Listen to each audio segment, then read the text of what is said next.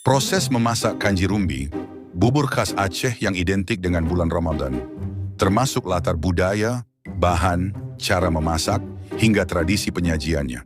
Kanji rumbi adalah bubur gurih khas Provinsi Aceh yang hanya umumnya hadir selama bulan Ramadan sebagai menu berbuka puasa. Bubur ini bukan sekadar makanan pengganjal perut, ia juga kaya rempah, nutrisi, dan sudah menjadi tradisi turun-temurun masyarakat Aceh. Proses memasak kanji rumbi biasanya dilakukan secara bersama-sama di kuali besar di halaman masjid sebagai kegiatan komunal.